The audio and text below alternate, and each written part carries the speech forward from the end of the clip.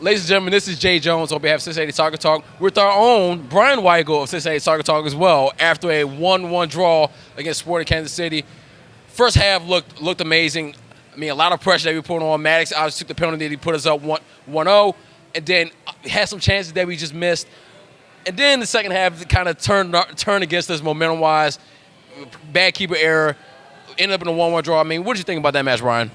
Well, I appreciated Darren Maddox finishing that penalty for 3 points on fantasy.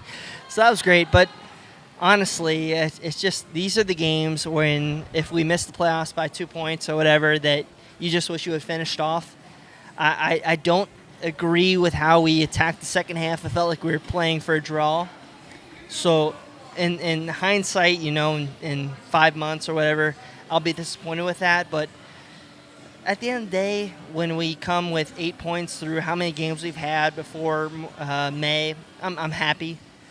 But at the end of the day, tonight was a game where we played their B-side and we should have won. And I'm going to have to question how we approached that second half, what you said. So It just felt like it was everything that you wanted out of the first half. You attack.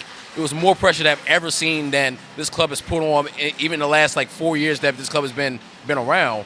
And then the second half, like you said, we let off the gas. Yep. It didn't seem like we were really keeping the press on. It didn't help that Lamar actually went out, but at the same time, Kakuta stepped in and was still applying the pressure as much as he could. And then we just missed chance after chance.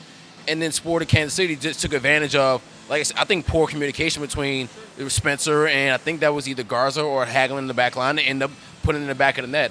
I mean, what are some of the takeaways that you have from the second half that we can improve upon going into, obviously, with LAFC on the horizon? Well, LAFC on the horizon is going to be tough.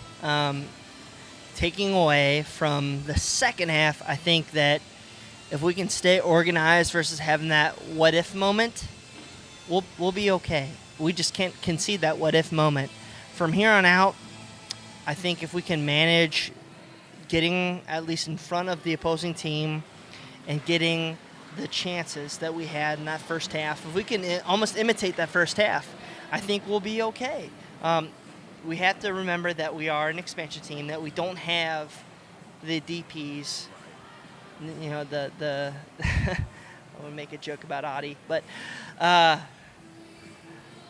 we just need to remember that we got to manage our expectations, and if we can stay compact defensively, I thought Ulloa was our best player tonight. Managing the game, getting the outlet passes wide. If he can maintain that area in that whole game next week, I think we have a shot of drawing. But if we can't manage the game defensively, especially if we push our wingbacks out, we're gonna have a rough night versus LAFC. But we'll see. I mean, again, 8 points through what, 5 games or 6 games, better than what I could expected. So. Yeah, I would say one thing I would say with LAFC on the horizon, we don't need to be pushing up. We need to keep our back line right where it is because Vela is obviously on a tear right now. We need to make sure we maintain our form. And honestly, if we can provide the counterattack, it's going to probably give us some slimmer of hope with just maybe getting a point out of that. So, last couple of questions for you. Was that Hagelin goal offsides? The Hagelin goal? Oh, God. The second goal in the game, I'll tell you what, from the Bailey, I was having fun tonight. So, I personally thought we were good, but it is what it is. You can't call it back. VAR didn't rule it off, but, either way. Right. And if final question for you, man of the match for tonight, you said Victor? Absolutely. I think Ulloa, through our first 6 matches, has been the person who's managed the midfield and who's provided the outlet, who's provided the calmness.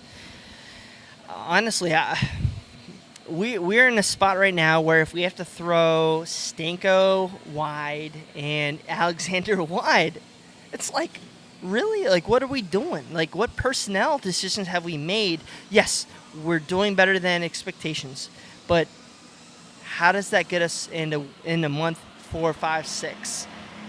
I just don't know. We need to bring in somebody that can give us those creative options, safe, Maddox has done well. Adi, when he gets back, maybe we'll see if he ever does get back. But I think we're still one player away from getting us in the playoffs. And yeah, I want to put some blame on our coaching with taking certain players off. But I guess he's dealt the cards he's given. So we'll see. I say lucky for us. Obviously, we got 150,000 in I believe GAM coming towards our way. I mean, so the summer transfer window is going to be coming right around the corner. So. So we had the opportunity to get that potential player that we could that could really put us over, not necessarily over the top, but push us forward towards a playoff spot. So get us to place 6 or 7. Absolutely.